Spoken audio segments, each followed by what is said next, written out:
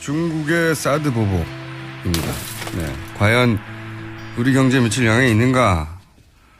그런데 이제 중국이 롯데를 지금 첫 타겟으로 구체적인 타겟은 첫 타겟이죠 이게. 네. 그러니까 뭐 집중적으로 하는 타겟은 처음이죠. 롯데가 네. 사드 부지를 제공했으니까 그거에 대해서 바로 공격이 시작이 됐죠. 네. 그 전에 이제 초기만 하더라도 이제 한류에 대한 보일 듯 말 듯한 제재. 보일 듯한 제재죠. 뭐. 이게 제재가 확실하게 말하기도 약간 애매한 정도의. 예를 들어서 음악 차트에서 한국 부분이 사라진다든가 뭐 이런 거였죠. 특정 연예인 출연 못하게 한다든가 은연 중에. 도깨비도 수출이 안 되든가 뭐 이런 건데. 그다음에 무슨 비자 문제 가지고 어렵게 만들어 버린다든가. 또는 뭐 중국에서 한국으로 오는 전세기가 뜨지 못하도록 한다든가 뭐 이런 거였는데. 복수 비자를 안 내준다든가. 잘하시네.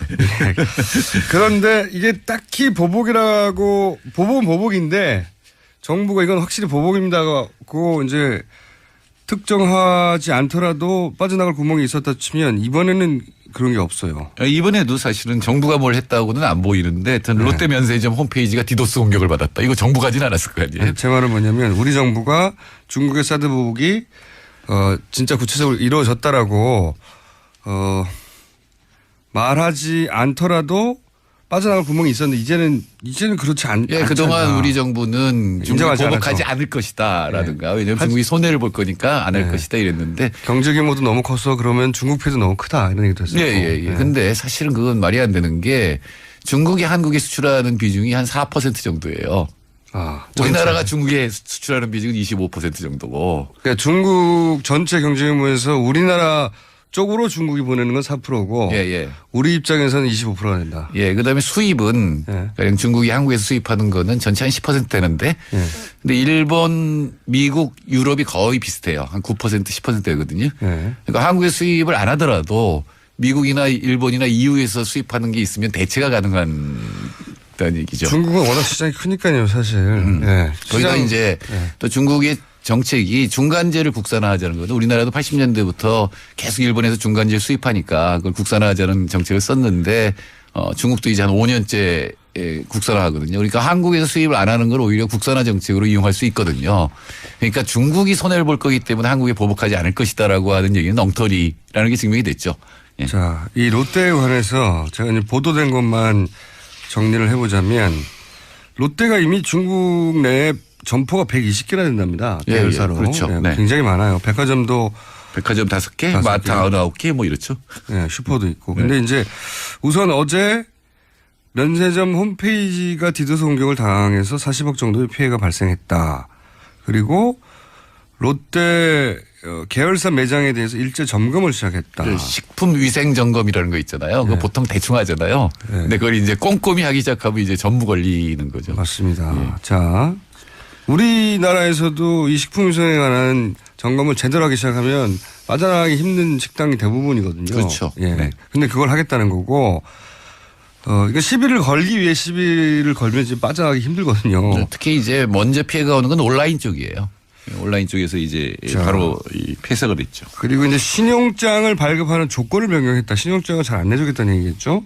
그러니까 롯데하고 거래하는 쪽에서 위험을 부담하도록 하면 사실 거래하기 싫잖아요. 모든 위험을 다 부담하도록 하니까 뭐 그런 것도 있고. 그리고 이제 중국 대표적인 온라인 사이트인 징동닷컴에서 롯데마트건을 폐쇄해버렸어요.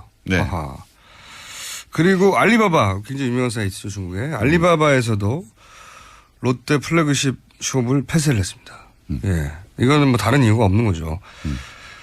그리고 중국 내 온라인 쇼핑몰의 식품 계열사 입점 심사를 탈락시켰고 그리고 롯데의 제품, 특정 제품의 첨가제를 적발했어요. 그리고 이제 요거는 이제 화장품 수입 규제할 때도 마찬가지였죠. 화장품 속에 들어가 있는 첨가제 일일이 검사해가지고 화장품 수출, 한국의 화장품 수출이 사실은 막히는 이런 것들이 있었죠. 그리고 또 중국에는 롯데는 철수해야 한다. 이런 현수막도 떴고 중국 언론에서 롯데를 보이콧해야 된다고 이제 나오고 있고요.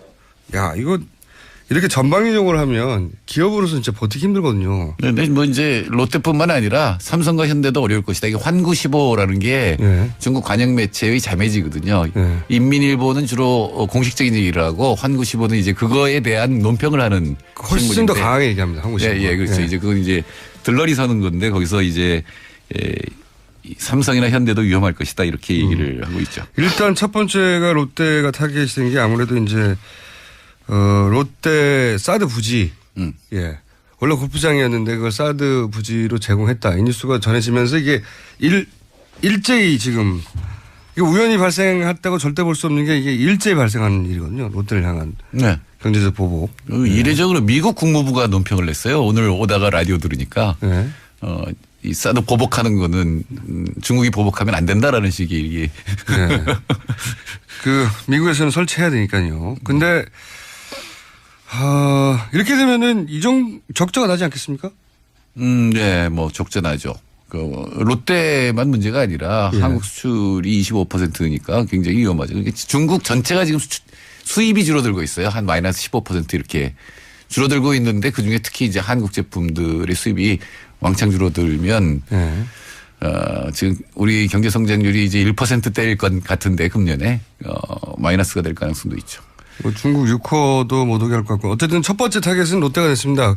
직접적으로 사드 부지를 제공했기 때문에 롯데 입장에서 기업 입장에서 중국에 이렇게 많은 점포들이 진출해 있는 대기업 입장에서 본인들이 사드 부지를 제공하면 중국이 직접적으로 보복할 것이라는 예측을 못했을 리가 없는데 말이죠. 했겠죠. 그러니까 저도 그게 의문입니다. 그런데도 한 이유는 도대체 뭘까? 그거는 이제 롯데가 우선 가장 눈앞에 있는 거는 이번에 그 이재용 부회장 구속영장이 기각되고 이제 다시 재청구하는 과정에서 한 3주 정도 재벌 수사를 못했지 않습니까? 네. 근데 만약에 영장이 첫 번째 그 신청 때 발부가 됐다면 그 다음 순서가 이제 SK 롯데라고 했거든요. 그랬죠. 예. 근데 과연 총수 수사가 그렇게 이 그룹 전체를 흔들 정도의 위협을 감수할 만하냐? 뭐 이거는 뭐 저는 잘 모르겠습니다. 재벌들은 기업의 안위보다는 총수의 안위를 더 걱정하니까. 아, 총수 입장에서는 그게 이해가 됩니까? 총수인 저로서는 네, 이해는 갑니다. 이해는 가는데 그러니까 롯데도 이제 승계 문제도 있고 롯데도 그렇죠. 굉장히 복잡했죠. 여러 가지 문제 많이 걸렸죠. 그리고 그 형제난도 있었고 네. 네, 최순실 게이트하고 연루돼서 수사도 받아야 되고 여러 가지 이제 검찰 수사를 앞두고 그 정부에 협조하지 않으면 안 된다는 위기감이 있었겠죠. 그러니까 정부를 협조하지 않아서 우리가 당할 것과 사드를 배치해서 중국에서 당할 것 이 두 개를 비교하지 않았을까요? 글쎄 비교했을 때 중국에서 보복할 건 너무나 뻔하거든요. 근데 한국에서 수사받는다고 뭐 어떻게 될지는 잘 모르잖아요 지금. 중국에서 보복받는 것 이상의 두려움을 느꼈다고 볼 수밖에 없는 건데 이거는. 그렇습니까? 그렇죠. 아, 총수는 그런 게 느껴집니까? 저는 잘 모르겠어요. 아무리 그래도 경제적으로 더 중요한 거지. 예. 근데 중국이 이렇게 나오는 이유는 그러니까 중국이 계속 핵심 이익이란 말을 쓰거든요. 네. 코어 인트레스트란 말을 쓰는데 그거는 이른바 전략적 균형이 무너졌다고 생각하는 거거든요. 중국이 원래 최소 억지 전략 때문에 중국은 능력이 있어도 핵무기 몇 개 없었어요. 한 20기 정도밖에 안 갖고 있었거든요. 네. 그리고 이제 인공위성 기술은 세계 최고예요. 그런데 이 사드가 배치가 되면은 그러니까 한국의 사드라는 게 중국에서 이제 전략적 균형이라는 건 뭐냐면은 여차하면 중국도 미국을 공격할 수 있다는 거거든요. 네. 인공위성 기술이 있으니까. 네. 군사적인 균형을 유지하려고 했는데 이 지역에서. 근데 사드가 한국에 배치되면 중국에서 발사된 거를 굉장히 빨리 탐지하잖아요. 예. 지구를 돌아야 되는데. 예. 그럼 그게 이 알라스카라든가 이런 기지에 연결되면은 막을 수 있는 가능성이 높아지죠. 예. 그래서 이제 전략적 균형이 깨졌다고 지금 이제 중국을 생각하고 예. 그래서 자꾸 중국이 유사시에는 성주 사드 기지부터 공격한다 이렇게 이제 얘기를 하는 게 바로 그 이유입니다. 이게 이제 핵은 이제 공포의 균형이라고 하는데 네, 맞습니다. 그런 걸 다 알아요. 뮤추얼 어시어드 디스트럭션 그래서 매드 상태라고 그러죠. 미친 상태라고 얘기를 하죠. 그러니까 우리만 망하는 거 아니야? 니네도 망하는 거야. 예. 그러니까 서로 공격 못 하는 건데 네. 사드가 배치되면 중국이 이제 보복할 수 있는 능력이 제한이 되니까 그렇죠. 지금 중국이 하는 게 두 개인데 하나는 그 사드라든가 이런 MD가 못 막는 미사일을 개발하는 거예요. 네. 초고음속 미사일이라든가 또는 위에서 여러 개로 나뉘어져서 진짜하고 가짜를 구별하지 못하게 하는 거를 지금 이제 개발하고 있고. 그러니까 미국이 중국을 쏜다면 중국도 우리도 쏠 수 있어. 이게 이제 공포의 균형인데 둘 다 망하는 거야. 둘 다 망하고 싶지 않으면 건들지 마 이거였는데 지금 이제 그 중국의 앞마당에서 한반도에서 중국이 발사할 ICBM을 빨리 캐치해서 추락시킬 수 있는 사드를 배치한다고 하니까 중국이 이건 우리는 이제 내정 간섭이라고 이 프레임을 갖고 있지만 중국 입장에서는 미국의 무기가 미국의 그 미사일 탐지 무기가 자기 앞마당에 와 있는 거기 때문에 거꾸로 자기들한테 내정 간섭을 하는 거다. 핵의 균형을 깨는 거다라고 자기들은 받아들이는 거죠. 그러니까 세계 전략에서 지금 미국에서 제일 중요한 거는 중국을 견제하고 봉쇄하는 건데 그게 깨진 거죠. 그러니까 러시아도 마찬가지예요. 러시아에서 쏘더라도 한국 사드가 알아서 미국에 알려줄 수가 있기 때문에 그래서 러시아하고 중국이 지금 공조를 하는 거죠. 사드가 이제 한반도를 평화로부터 지키기 위해서라는 명분을 세웠는데 이제 이 관점에서 바라보면 사드는 한반도를 굉장히 위기 속에 빠뜨리는 거죠. 예, 위기 속에 빠뜨리죠.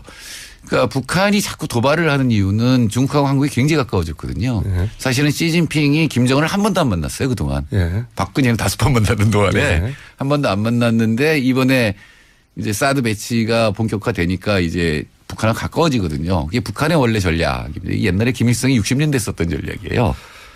그러니까 60년대 가장 도발이 심했거든요. 1.12 사태라든가 푸에블로 납치인데 그게 나중에 동독 비밀 문서가 해제된 뒤에 보니까 중국과의 관계가 소원해지니까 중국이 관심을 갖고 자기 편들게 하려고 했다는 건데 제가 보기엔 똑같은 전략을 지금 쓰고 있는 거죠, 북한이.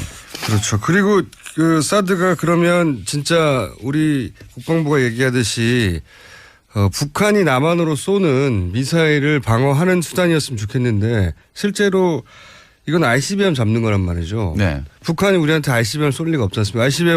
ICBM 쏘려면 대기권 밖으로 나가야 그러니까요. 그럼 이거는 수직으로 쏴서 수직으로 떨어져야 된다는 얘기인데 그럴 이유가 없고 우리 한반도는 이미 북한의 장사포라든가 미사일에 다 사정권 안에 있어서 그래서 이제 사드 무용론을 얘기하는 분들은 얘기하는 겁니다. 네. 무기론 그렇죠. 네. 네. 무기 체계로서는. 근데 이제 저도 사드가 한반도에 여러 가지 이득을 준다면 배치할 수 있다고 생각하는데 자, 그 이득이 뭐냐 이렇게 따지는 게 될 수밖에 없는 상황이 되는 거죠. 근데 중국이 그러니까 북한의 이 전략을 무력화시키는 정책을 썼어요.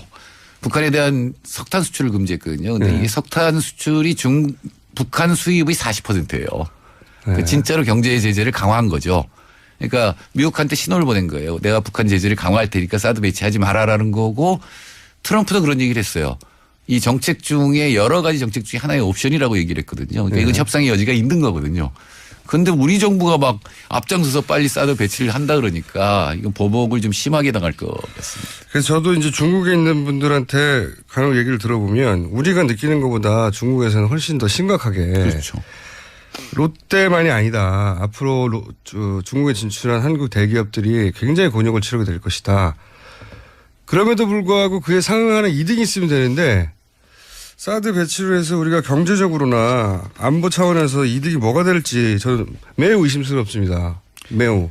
딱 하나가 뭐냐면 한미 군사동맹에 복무한다 이거죠. 근데 그 복무한다는 게 뭐냐면 중국 봉쇄거든요. 그러니까 중국은 도저히 받아들일 수 없는 이런 상황이죠. 가장 가까운 중국과 적대적인 관계 이게 사실 한 40년, 50년 전에 거의 이제 끝나갔었는데 중국과의 대결 국면은. 한국이 중국하고 더 친했죠. 북한보다. 네. 그랬는데 이제 남북 관계도 그러면은 굉장히 사태가 곤란하게 되는 거죠. 이게 노태우 군사 정권이라고 할 수 있는 노태우 정권 때도 그 북방 정책을 펴가지고 중국과 가까워졌는데 이 희한하게도 이 정부 들어서 중국하고 멀어지는 거예요 지금. 사실은 3년 동안은 최고로 좋았습니다. 네. 박근혜 정부의 유일한 업적이 중국과 친해진 건데 이 사드 배치 하나로 완전히 다 날려버리고 최악 상태로 지금 만든 거죠. 자, 근데 사드는 협상의 여지가 조금 전에 말씀드렸듯이 많습니다. 사실은. 이제 다음 정권은 여기에 대해서 여러 가지 조치를 하겠죠. 하긴 할 텐데 현재 기준으로 롯데가 당하고 있고요. 예, 그럼 당하는 명명한 것 같습니다. 그리고 이제 환구시 아까 말씀하신 그 인민일보 자배지 보면은 롯데로 끝나지 않는다는 얘기를 많이 하거든요. 네, 삼성현대라는 이름을 거론하고 있죠. 구체적으로. 예. 삼성현대의 가장 큰 시작이 사실상 중국인데 맛 좀 봐라 이러고 있거든요. 그러니까 중국이라는 칸시라는 게 있잖아요. 예. 관계를 해야 뭐가 이렇게 잘 돌아가는 건데 그게 다 불법. 아름아름. 알고 보면 다 불법이거든요. 그러니까요. 안 되는 일도 없고 되는 일도 없고. 이게 시진핑이 정권을 공고히 하기 위해서 보시라이 칠 때도 예. 이 칸시 이런 거 조사하는 거거든요. 예. 그럼 다 걸리거든요. 그러면 삼성하고 현대 지방정부하고 삼성 현대의 관계를 보면 걸릴 게 많거든요. 우리나라에서 했는데 거기서 안 했을까요? 더군다나 거기는 건씨가 뭐랄까요? 불법은 불법인데 다들 그렇게 하는 관례처럼 하는 거죠. 네, 관례처럼 서로 가다가 접대하고. 예. 갑자기 그거를 법대로 한다 그러면은 마치 식품위생검사하는 것처럼 법대로 하면 다 걸리죠. 사실은 굉장히 그 재벌들이 제가 보기에 왜 재벌들이 사드 배치에 가만히 있을까 이것도 제 의문입니다. 그건 이제 정부가 이렇게까지 강하게 밀어붙이는데 그 기업이 나설 수는 없죠. 근데 이제 언제 끝날지 모르는 정부가 이걸 하는 이유를 전 진짜 모르겠거든요. 그렇다고 제가 보기에는 미국이 강하게 압박을 하는 것도 아니에요. 트럼프의 언어를 보면. 네.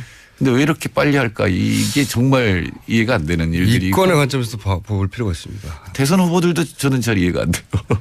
대선 후보들은 저런 관점에서 보셔야 될 것 같아요. 이게 사드에 관해서는 사드 배치를 추진할 때 워낙 여론전을 현 정부에서 잘했어요. 이 사드를 배치하면 한반도의 안보의 어떤 능력이 올라가는 걸로. 그래서 지금도 여전히 사드 배치 여론이 더 높아요. 찬성하는 쪽이. 네, 지금 뭐 여론조사 하면 그러겠죠. 근데 사드가 정말로 어떤 기능을 하는지에 대한 게 잘 알려져서 높다기보다는 그런 여론전을 충분히 잘했고, 우리, 그게 이제 다음 이어받을 정권에서 그 여론이 이제 어쨌든 우세하게 나오니까 부담을 느끼는 거겠죠. 예. 뭐 선거의 문제가 될 건 맞는데. 정권이 바뀌고 난 다음에는 저는 사드의 문제에 대해서는 다시 거론하게 될 거라고 생각이 들긴 하는데 그 전에 기업들이 망하겠어요. 중국에서는 진출한 기업들이 수출입도 중국에서 계속 떨어지고 있죠. 지금. 네.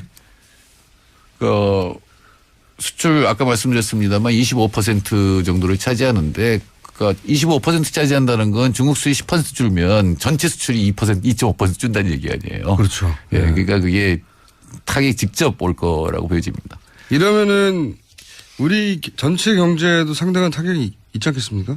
네. 그러니까 우리나라 수출이 전체 GDP하고 비슷하거든요. 네. 물론 이제 수입을 빼고 나머지가 이제 GDP에 산정이 되는데 그러니까 수출이 10% 줄면 GDP가 10% 줄은 거죠, 뭐. 근데 이제 중국이 차지하는 비중은 25%니까 그중에 이제 한 2.5% 정도 이제 타격이 될 거고 가뜩이나 경제가 나쁜데 과연 우리 안보에 좋지 않은 무기 배치를 함으로써 경제 전체를 완전히 마이너스로 만드는 일을 해야 되느냐. 또 하나는 북한과의 관계에서도 중국하고 우리가 여러 가지 협조할 게 많거든요. 근데 중국하고 한국이 이렇게 이간이 되면 북한이 쓸 수 있는 여지는 굉장히 넓어지는 거죠. 북한을 압박할 지렛대가 없어지는 거 아닙니까? 네, 근데 중국도 지금 성의를 보였거든요. 대북 석탄 수입을 금지한 거는 엄청난 성의입니다. 북한에 성명 나왔거든요. 니네들이 대국이냐 뭐 이러면서 미국의 농간에 놀아라는 게 대국이냐 이런 식으로 성명이 나올 정도로 강력한 제재를 한 거고 앞으로 사드 배치에 대해서 수정이 있으면 사실 그걸 무조건 배치하지 않더라도 레이더만 수정해도 되거든요.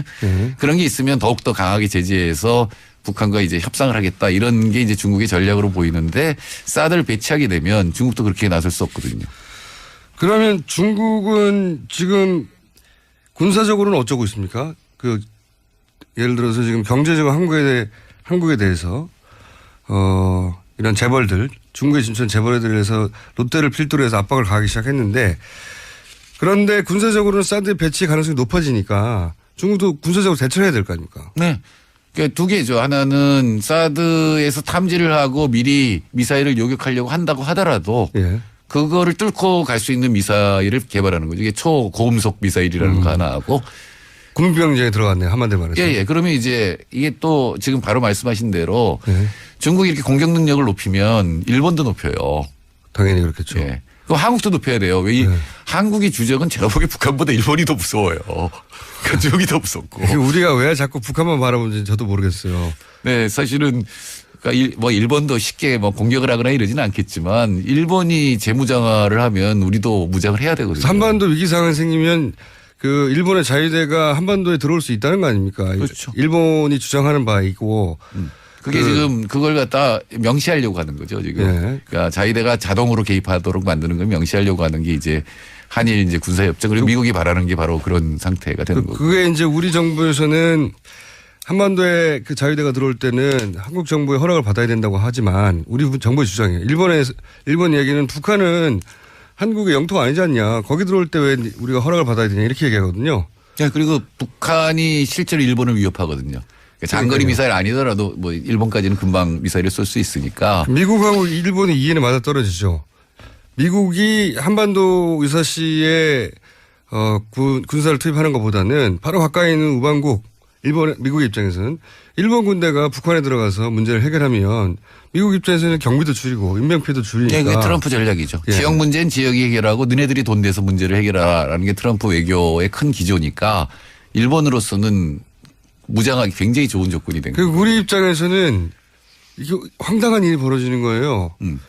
불과 100년 전에 그런 일이 있었는데 이제 다시 우리 보수들이 그렇게 좋아하는 미국의 허락하에 일본이 다시 군사적으로 한반도에 북한을 빌미로 들어올 수 있다는 거 아닙니까? 그렇죠. 우리 땅이 아니라며. 어떻게 되는 거예요 그럼 그다음부터는. 그러니까 결국은 북한 핵이 빌미가 됐는데 북한 핵은 사실 정권 유지가 제일 중요한 거잖아요. 김정은 입장에서는. 그럼 정권을 보장해 주면 되는 거 아니에요. 그러니까 우리가 너네 공격 안 하겠다. 근데 남한이 공격 안 한다는 건 북한도 믿어요. 근데 미국이 공격하는 거에 대해서는 문제가 되거든요. 남한이 공격하면 서울이 불바다가 되니까. 네. 그러니까 자꾸 얘들이 미국에서 공격할 때 대비해서 자기들도 미국 본토를 공격할 수 있다는 걸 보여주고 싶은 거잖아요. 그렇죠. 예. 핵의 공포의 균형을 만들고 싶은 거죠. 자기들. 예. 북한 나름대로 하고 싶은데 북한이 핵을 개발하지 않았을 때 안전이 보장되는 거하고 북한이 국제적으로 인정을 받아서 경제적으로 더 좋다라는 걸 갖다가 확신을 시켜줘야 되는 거거든요. 북한의 요구사항은 그래서 우리가 핵을 포기하면 그러니까 평화협정도 맺고 기본적으로 제일 먼저 얘기하는 평화협정입니다. 왜 지금 매우 이상하게도 전쟁이 끝났지만 전쟁 상태죠. 전쟁이 끝났지만 전쟁 상태란 말이죠. 정전 협정이잖아요. 전쟁을 중지한 상태죠. 평화협정을 맺지 않았어요. 북한과 미국이 전쟁이 끝났다라고 선언하지 않았단 말이죠. 사실은 정전 상태만 지금 몇 년입니까? 거의 70년 가까이 60 몇 년 동안 전쟁 끝났는데 어떤 형태로든 협정을 맺지 않고 이렇게 끝도 아닌 어정쩡한 상태로 유지되는 건 우리나라밖에 없어요. 그렇죠. 세계에서 지금 전쟁이 안 끝난 데는 우리밖에 없죠. 전쟁 끝났다 하고 다시 전쟁할 수는 있지만 전쟁 끝났는데 좋아. 전쟁 이런 조건을 끝났으니까 이제 이렇게 해.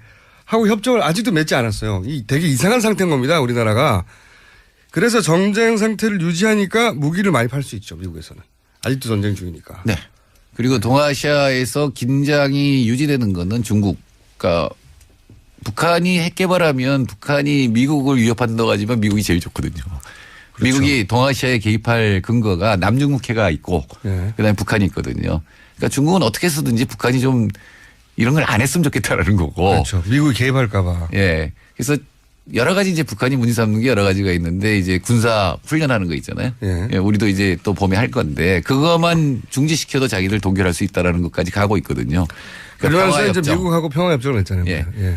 난 그건 뭐 미국하고 이제 외교 정상화하는 거. 한국하고 중국은 정상화인데 왜 이쪽은 안 되느냐라는 그런. 그러니까 자꾸 이제 말하자면 애가 뭐 저 선물을 얻고 싶을 때 이 부리는 거랑 비슷한 거를 하는데 그걸 들어주는 수밖에 없는 거죠 지금. 그러니까 평화협정을 안 맺는 이유가 안 맺을 이유가 없어요.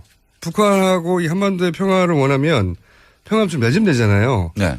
모든 것 이전에 평화협정을 북한과 안 맺는 게 미국의 방침입니다. 이때까지. 전쟁 상태, 정전 상태를 유지하는 게 방침인데 이건 이제 미국의 군산복합체 관점에서 봐야 되죠. 무기를 많이 팔 수 있는데 뭐하러 돈 많이 벌 수 있는데. 예, 군산복합체도 있고 중국을 봉쇄하는 게 지금 여기가 세계 전략이기 때문에. 그렇죠. 여기가 갈등이 있어야 갈등이 있으니까 우리가 거기 가서 군사도 배치하고 갈등을 해결해 줄게 하고 와서 중국을 견제할 수 있으니까 그런 관점에서 보면 우리 보수 정권이 참 아쉬워요.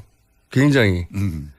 이 보수 정권이라는 게 이런 머리를 잘 써가지고 외교를 잘 할 수 있어야 하는데 기본적으로 보면 과거에 전쟁 때 보면 보수 정권이 전쟁을 훨씬 더 잘했거든요. 다른 나라에 보면. 예, 그렇죠. 외교적으로 유능하고 처칠도 그랬지 않습니까? 예. 근데 지금 상당히 여지가 있어요. 사드 문제를 둘러싼 중국과 미국, 중국과 북한 관계는. 근데 이거를 완전히 봉쇄하는 그냥 배치하겠다는 거거든요. 그럼 여러 가지 외교적인 여러 가지 방안들을 갖다가 완전히 자기 스스로 이렇게 묶어놓고 손을 묶어놓고 지금 외교하겠다는 건데. 어떤 외교 방안이 있는지 모르겠어요. 있어서 이러는 건지. 그런 걸 들어본 적이 없어가지고요. 굉장히 많아요. 아니 제 말은 아니 그쪽에 우리 정부가 이걸 추진할 때 그 이후에 외교 방안이 뭔지가 모르겠다고요. 그러니까 미스티리어스한 게 많다니까요. 롯데가 왜 이걸 줄까? 왜 한국 재벌들은 반대하지 않을까? 한국 정부는 왜 이걸 이렇게 급히 서두를까? 원래는 금년 말까지였는데 그거를 6월까지 한다는 거 아니에요? 대선 전에 하겠다는 거죠. 지금은 그러니까. 또. 그러니까 왜 그걸 해야 될까라는 거죠. 좀 이해할 수 없는 미스터리입니다. 자, 경제 얘기를 해야 되는데 오늘 정치 얘기를 많이 해버렸네요. 이게 다 정치하고 연결된 거니까 사실 결국은. 네, 동아시아에서는 외교안보하고 경제가 직결돼 있다고 봐야죠. 근데 아주 최근 소식에 의하면 이재명 시장 쪽에 정책을 앞으로 담당하실 거라고요? 아니요. 전혀 아닌데. 네. 연합뉴스에 나왔는데. 예, 어제 저희 연구소가 있는 혁신센터에 이재명 시장이 청년 정책 발표하러 오셨어요. 네. 근데 그저께 밤에 전화가 와서 야, 네가 거기 있으니까 이렇게 좀 맞아줘야 되지 않겠느냐. 그래서 갔더니 정책을 발표하는데 옆에 좀 앉아 있으래요. 아, 이재명 시장의 바람입니까? 그래서 제가 그랬죠. 저는 정의당 정책 자문단장이지만 도와줄 수는 있다. 아니요. 이재명 시장이 본선에 왔을 때 좀 제대로 한번 토론을 하고 싶다. 토론을 하고 싶다. 실력 있는 사람이 올라왔으면 좋겠다 그랬더니 이렇게 대답을 한 거죠. 우리가 정의당하고는 민주당이 바로 정권 연합을 할 거기 때문에 이 정권 연합하면 바로 총책 입장시키겠다 옆에서. 그래서 그게 신문에 나왔어요. 그러니까 소장님이 하겠다고 한 게 아니라 소장님이 하던 말도 시킬게 이렇게 말한 거예요. 예. 그러니까 심상정하고 이재명이 토론하는 걸 보고 싶다 그랬더니 우리는 바로 연합 정권을 만들 거기 때문에 정책을 맡기겠다 뭐 이런 식으로 얘기를 한 거죠. 별 뉴스가 아니네요. 뉴스 아닙니다. 자, 여기까지 하겠습니다. 지금까지 칼플라나니 사회경제연구소의 정태인 소장님이었습니다. 감사합니다. 네. 이건 우리는 이제 내정 간섭이라고 이 프레임을 갖고 있지만 중국 입장에서는 미국의 그 미사일 탐지 무기가 자기 앞마당에 와 있는 거기 때문에 거꾸로 자기들한테 내정 간섭을 하는 거다. 핵의 균형을 깨는 거다라고 자기들은 받아들이는 거죠. 그러니까 세계 전략에서 지금 미국에서 제일 중요한 거는 중국을 견제하고 봉쇄하는 건데 그게 깨진 거죠. 그러니까 러시아도 마찬가지예요.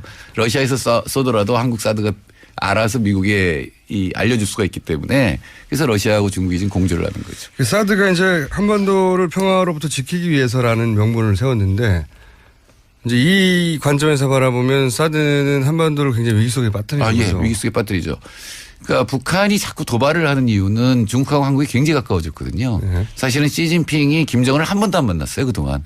박근혜는 5번 만났는 동안에 한 번도 안 만났는데 이번에 이제 사드 배치가 본격화되니까 이제 북한하고 가까워지거든요. 그게 북한의 원래 전략입니다. 옛날에 김일성이 60년대 썼던 전략이에요.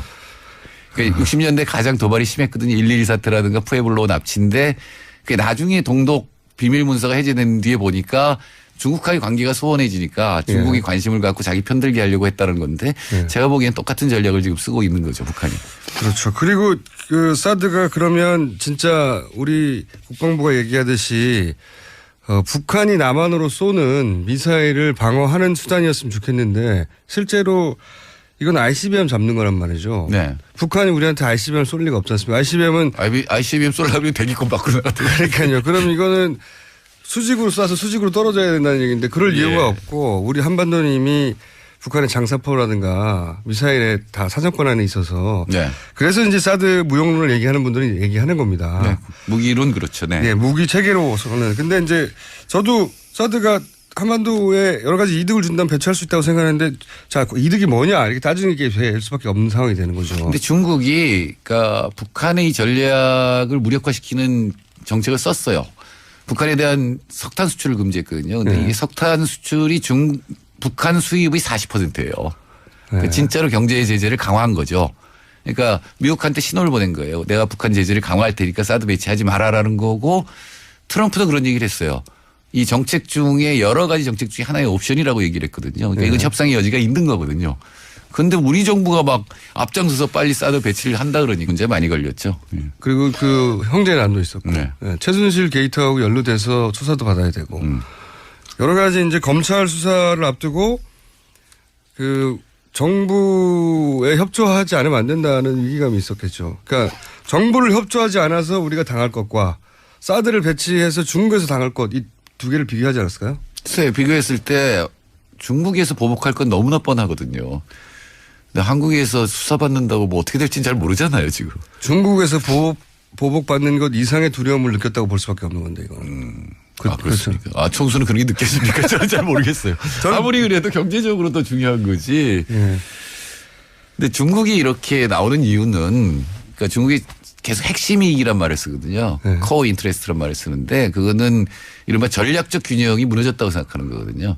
중국이 원래 최소 억지 전략 때문에 중국은 능력이 있어도 핵무기 몇 개 없었어요. 한 20기 정도밖에 안 갖고 있었거든요. 네. 그리고 이제 인공위성 기술은 세계 최고예요. 그런데 이 사드가 배치가 되면은 그러니까 한국이 사드라는 게 중국에서 이제 전략적 균형이라는 건 뭐냐면은 여차하면 중국도 미국을 공격할 수 있다는 거거든요. 인공위성 기술이 있으니까. 군사적인 균형을 유지하려고 했는데 이 지역에서. 근데 사드가 한국에 배치되면 중국에서 발사된 거를 굉장히 빨리 탐지하잖아요. 예. 지구를 돌아야 되는데. 예. 그럼 그게 이 알라스카라든가 이런 기지에 연결되면은 막을 수 있는 가능성이 높아지죠. 예. 그래서 이제 전략적 균형이 깨졌다고 지금 이제 중국을 생각하고 그래서 자꾸 중국이 유사시에는 성주 사드 기지부터 공격한다 이렇게 이제 얘기를 하는 게 바로 그 이유입니다. 이게 이제 핵은 이제 공포의 균형이라고 하는데 네, 맞습니다. 그런 걸 다 알아요. 뮤추얼 어시어드 디스트럭션 그래서 매드 상태라고 그러죠. 미친 상태라고 얘기를 하죠. 그러니까 우리만 망하는 거 아니야? 니네도 망하는 거야. 예. 그러니까 서로 공격 못 하는 건데 네. 사드가 배치되면 중국이 이제 보복할 수 있는 능력이 제한이 되니까 그렇죠. 지금 중국이 하는 게 두 개인데 하나는 그 사드라든가 이런 MD가 못 막는 미사일을 개발하는 거예요. 네. 초고음속 미사일이라든가 또는 위에서 여러 개로 나뉘어져서 진짜하고 가짜를 구별하지 못하게 하는 거를 지금 이제 개발하고 있고. 그러니까 미국이 중국을 쏜다면 중국도 우리도 쏠 수 있어. 이게 이제 공포의 균형인데 둘 다 망하는 거야. 그러니까 둘 다 망하고 싶지 않으면 건들지 마 이거였는데 지금 이제 그 중국의 앞마당에서 한반도에서 중국이 발사할 ICBM을 빨리 캐치해서 추락시킬 수도 있는 사드를 배치한다고 하니까 중국의 사드 보복입니다. 네. 과연 우리 경제에 미칠 영향이 있는가. 그런데 이제 중국이 롯데를 지금 타겟으로 첫 타겟으로 구체적인 타겟은 첫 타겟이죠 이게.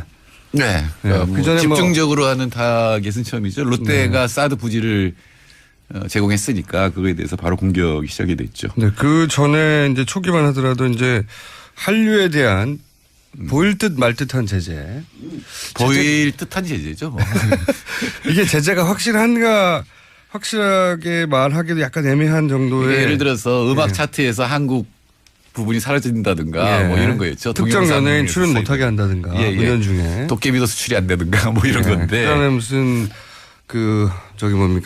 비자 문제 가지고 어렵게 만들어 버린다든가. 또는 뭐 중국에서 한국으로 오는 전세기가 뜨지 못하도록 한다든가 뭐 이런 거였는데. 복수 비자를 안 내준다든가. 잘하시네. 그런데 이게 딱히 보복은 보복인데 정부가 이건 확실히 보복입니다고 이제 특정하지 않더라도 빠져나갈 구멍이 있었다 치면 이번에는 그런 게 없어요. 이번에도 사실은 정부가 뭘 했다고는 안 보이는데 롯데 면세점 홈페이지가 디도스 공격을 받았다. 이거 정부가 하진 않았을 거 아니에요. 제 말은 뭐냐면 우리 정부가 중국의 사드 보복이 진짜 구체적으로 이루어졌다라고 말하지 않더라도 빠져나갈 구멍이 있었는데 이제는 그렇지 않잖아. 그동안 우리 정부는 중국이 보복하지 않을 것이다라든가 왜냐하면 중국이 손해를 볼 거니까 안 할 것이다 이랬는데 경제 규모도 너무 커서 그러면 중국 피해도 너무 크다 이런 얘기도 했었고. 근데 사실은 그건 말이 안 되는 게 중국이 한국에 수출하는 비중이 한 4% 정도예요. 우리나라가 중국에 수출하는 비중은 25% 정도고. 그러니까 중국 전체 경제 규모에서 우리나라 쪽으로 중국이 보내는 건 4%고 우리 입장에서는 25%가 된다. 그다음에 수입은 그냥 중국이 한국에서 수입하는 거는 전체 한 10% 되는데 근데 일본, 미국, 유럽이 거의 비슷해요. 한 9% 10% 되거든요. 그러니까 한국에 수입을 안 하더라도 미국이나 일본이나 EU에서 수입하는 게 있으면 대체가 가능한 다는 얘기죠. 중국은 워낙 시장이 크니까요, 사실. 거기다 이제 또 중국의 정책이 중간재를 국산화하자는 거죠. 우리나라도 80년대부터 계속 일본에서 중간재를 수입하니까 그걸 국산화하자는 정책을 썼는데 중국도 이제 한 5년째 국산화하거든요. 그러니까 한국에서 수입을 안 하는 걸 오히려 논평을 하는 훨씬 신문인데. 더 강하게 얘기합니다. 한국 신문. 예, 그렇죠. 이제 그건 이제 들러리 서는 건데 거기서 이제 이 삼성이나 현대도 위험할 것이다 이렇게 얘기를 하고 있죠. 일단 첫 번째가 롯데가 타겟이 된 게 아무래도 이제 롯데 사드 부지. 예. 원래 골프장이었는데 그걸 사드 부지로 제공했다. 이 뉴스가 전해지면서 이게 일제히 지금 이게 우연히 발생했다고 절대 볼 수 없는 게 이게 일제히 발생하는 일이거든요. 롯데를 향한 네. 경제적 보복. 이례적으로 미국 국무부가 논평을 냈어요. 오늘 오다가 라디오 들으니까 네. 이 사드 보복하는 거는 중국이 보복하면 안 된다라는 식의 이게. 네. 그 미국에서는 설치해야 되니까요. 근데 이렇게 되면은 적자가 나지 않겠습니까? 네, 뭐 적자나죠. 그 롯데만 문제가 아니라 예. 한국 수출이 25%니까 굉장히 위험하죠. 중국 전체가 지금 수입이 줄어들고 있어요. 한 마이너스 15% 이렇게 줄어들고 있는데 그중에 특히 이제 한국 제품들의 수입이 왕창 줄어들면 네. 지금 우리 경제 성장률이 이제 1%대일 것 같은데 금년에 마이너스가 될 가능성도 있죠. 뭐 중국 6호도 못 오게 할 것 같고 어쨌든 첫 번째 타겟은 롯데가 됐습니다. 직접적으로 사드 부지를 제공했기 때문에 롯데 입장에서 기업 입장에서 중국에 이렇게 많은 점포들이 진출해 있는 대기업 입장에서 본인들이 사드 부지를 제공하면 중국이 직접적으로 보복할 것이라는 예측을 못했을 리가 없는데 말이죠. 했겠죠. 그러니까 저도 그게 의문입니다. 그런데도 한 이유는 도대체 뭘까? 그거는 이제 롯데가 우선 가장 눈앞에 있는 거는 이번에 그 이재용 부회장 구속영장이 기각되고 이제 다시 재청구하는 과정에서 한 3주 정도 재벌 수사를 못했지 않습니까? 네. 근데 만약에 영장이 첫 번째 그 신청 때 발부가 됐다면 그 다음 순서가 이제 SK 롯데라고 했거든요. 그랬죠. 예. 근데 과연 총수 수사가 그렇게 이 그룹 전체를 흔들 정도의 위협을 감수할 만하냐? 뭐 이거는 뭐 저는 잘 모르겠습니다. 재벌들은 기업의 안위보다는 총수의 안위를 더 걱정하니까. 아, 총수 입장에서는 그게 이해가 됩니까? 총수인 저로서는 네, 이해는 갑니다. 이해는 가는데 그러니까 롯데도 이제 승계 문제도 있고 롯데도 그렇죠. 굉장히 복잡했죠. 여러 가지 국산화 정책으로 이용할 수 있거든요. 그러니까 중국이 손해를 볼 거기 때문에 한국에 보복하지 않을 것이다라고 하는 얘기는 엉터리라는 게 증명이 됐죠. 예. 자, 이 롯데에 관해서 제가 이제 보도된 것만 정리를 해보자면 롯데가 이미 중국 내에 점포가 120개나 된답니다. 예, 계열사로. 예, 그렇죠. 네, 네. 굉장히 많아요. 백화점도 백화점 5개, 마트 9개 뭐 이렇죠. 네, 슈퍼도 있고. 근데 이제 우선 어제 면세점 홈페이지가 디도스 공격을 당해서 40억 정도의 피해가 발생했다. 그리고 롯데 계열사 매장에 대해서 일제 점검을 시작했다. 그 식품위생점검이라는 거 있잖아요. 그거 보통 대충 하잖아요. 네. 근데 그걸 이제 꼼꼼히 하기 시작하면 이제 전부 걸리는 거죠. 맞습니다. 예. 자, 우리나라에서도 이 식품위생에 관한 점검을 제대로 하기 시작하면 빠져나가기 힘든 식당이 대부분이거든요. 그렇죠. 예. 네. 근데 그걸 하겠다는 거고, 이거 시비를 걸기 위해 시비를 걸면 이제 빠져나가기 힘들거든요. 특히 이제 먼저 피해가 오는 건 온라인 쪽이에요. 온라인 쪽에서 이제 자. 바로 이 폐쇄가 됐죠. 그리고 이제 신용장을 발급하는 조건을 변경했다. 신용장을 잘 안 내주겠다는 얘기겠죠. 네. 그러니까 롯데하고 거래하는 쪽에서 위험을 부담하도록 하면 사실 거래하기 싫잖아요. 모든 위험을 다 부담하도록 네. 하니까 뭐 자. 그런 것도 있고. 그리고 이제 중국 대표적인 온라인 사이트인 징동닷컴에서 롯데마트건을 폐쇄해버렸어요. 네. 아하. 그리고 알리바바 굉장히 유명한 사이트죠. 중국에. 알리바바에서도 롯데 플래그십 숍을 폐쇄를 했습니다. 예. 이거는 뭐 다른 이유가 없는 거죠.